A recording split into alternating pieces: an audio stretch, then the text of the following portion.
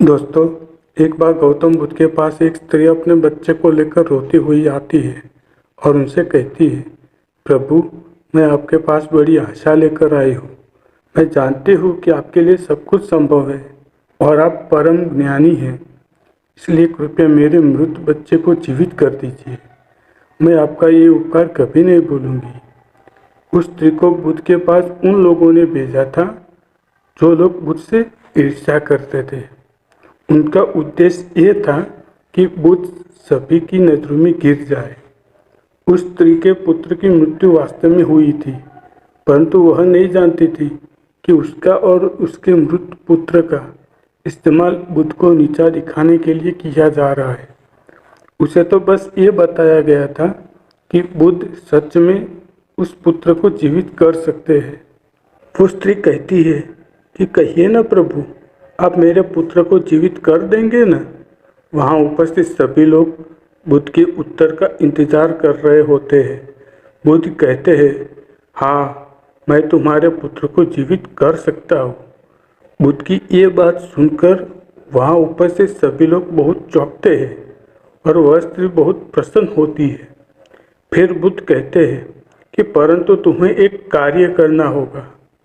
वो स्त्री पूछती है, क्या कार्य करना होगा मुझे प्रभु? बुद्ध कहते हैं, तुम्हें एक मुट्ठी सरसों के दाने लाने होंगे। वो स्त्री कहती है, मैं अभी लेकर आती हूँ प्रभु।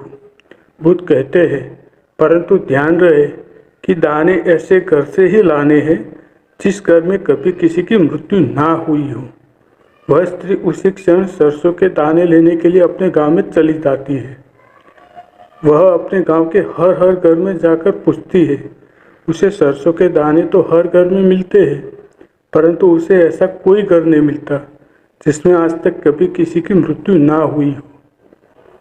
फिर वो स्त्री समझ जाती है कि मृत्यु जीवन का एक ऐसा सत्य है जिसे कोई भी नहीं बदल सकता। वो स्त्री बुद्ध के पास जाती है और कहती है, मैं इस बात को कहीं न कहीं जानती तो थी, परंतु स्वीकारना नहीं चाहती थी। आपने बिना कुछ कहे ही मुझे इस सत्य से अवगत करा दिया। बुद्ध कहते हैं, जो जन्मा है उसकी मृत्यु निश्चित है। यही प्रकृति का नियम है। चाहे कोई व्यक्ति कितना ही सुंदर क्यों ना हो, या करूप हो, या बूढ़ा हो, या जवान हो, लेकिन फिर भी मृत्यु सभी को आनी है। बुद्ध कहते हैं, ये संसार जिसे हम यथार्थ मानते हैं, ये दुख और पीड़ा क्षणभंगुर खेल है। इसलिए जो जन्मा है उसकी मृत्यु निश्चित है। दोस्तों, मनुष्य का मन भी ना बड़ा चालाक होता है। वो उसे उसके ही जाल में फंसा देता है। हर व्यक्ति के अंदर बहुत सारे अंधविश्वास होते हैं और ऐसा नहीं है कि हर अंधविश्वास गलत होता है।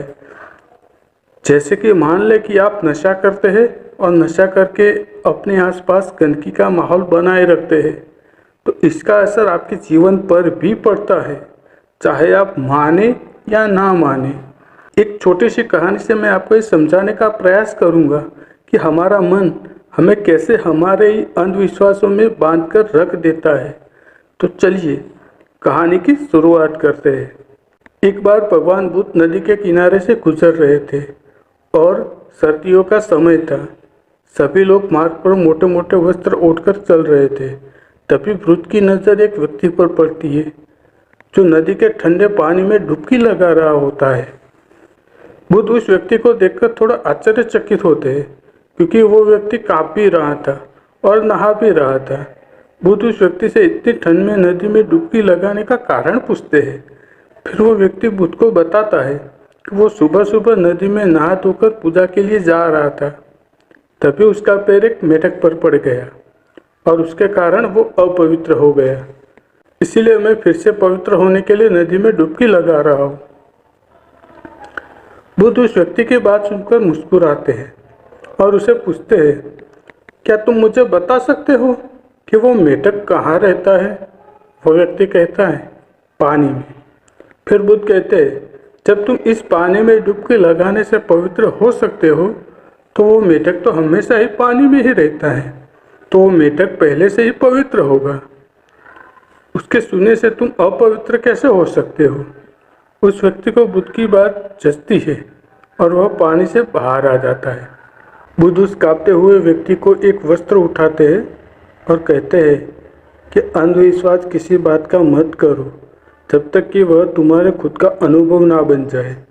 फिर बुद्ध कहते हैं कि मनुष्य अपने मन के कारण ही दुख पाता है। जो चीज़ें अपवित्र हैं उन्हें वह अपवित्र नहीं मानता, लेकिन जो चीज़ें पवित्र है उन्हें वो अपवित्र मानता है। जैसे कि लोग नशा करते हैं, व्यभिचार करते हैं और एक दूसरे से घृणा का पाप भी रखते हैं, लेकिन इन्हें वो अपवित्र नहीं मानते। वे मानते हैं कि कोई जीव जो उनके जीवन में कोई भी प्रभाव नहीं डालता है वह अपवित्र है। मनुष्य हमेशा अंधविश्वासों में जीता है, जिसके कारण वो पूरे जीवन अच्छे से जीवन नहीं जी पाता। फिर वो व्यक्ति बुद्ध से पूछता है कि सबसे बड़ा अंधविश्वास क्या है।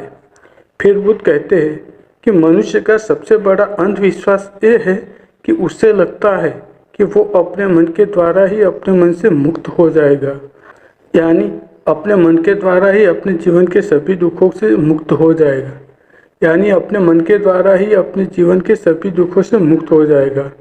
तुम अपने चारों तरफ देखो, तुम पाओगे कि हर व्यक्ति अपने ही मन के जाल में उलझा हुआ है।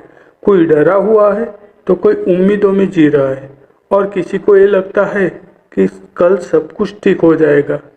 लेकिन वास्तविकता ये है कि जब तक मनुष्य अपने मन को नहीं समझेगा तब तक कुछ भी ठीक नहीं हो सकता, और यही शाश्वत सत्य है। वह व्यक्ति बुद्ध से पूछता है कि मन को कैसे समझा जाता है। बुद्ध कहते हैं, जागरूकता के द्वारा। पूरे दिन में जब भी याद आए जागरूक होकर देखो कि तुम्हारा मन तुमसे क्या करवा रहा है। तुम्हारा मन बार बार तुम्हें भुलाने का प्रयास करेगा, लेकिन तुम्हें बार बार प्रयास करते रहना है। तुम्हें दिन में ये बार बार देखना है कि क्या तुम उसी रास्ते पर जा रहे हो जो तुम्हें वहाँ तक पहुँचाएगा जहाँ तुम जाना चाहते हो, क्योंकि यही सूत्र है अपने मन को समझकर मन से मुक्त होने का। दोस्तों, आज के इस वीडियो में सिर्फ इतना ही। दोस्तों, अगर आपको गौतम बुद्ध की ये कहानी पसंद आई हो और उपयोगी साबित हुई हो तो इस कहानी को अपने दोस्तों के साथ ज़रूर शेयर कीजिएगा। दोस्तों, हम आपसे फिर मिलेंगे ऐसी ही एक interesting and self help video के साथ। तब तक के लिए आप जहाँ भी रहिए खुश रहिए और खुशियाँ बांटते रहिए। आपका बहुमूल्य समय देने के लिए धन्यवाद। जय हिंद, जय श्री कृष्ण।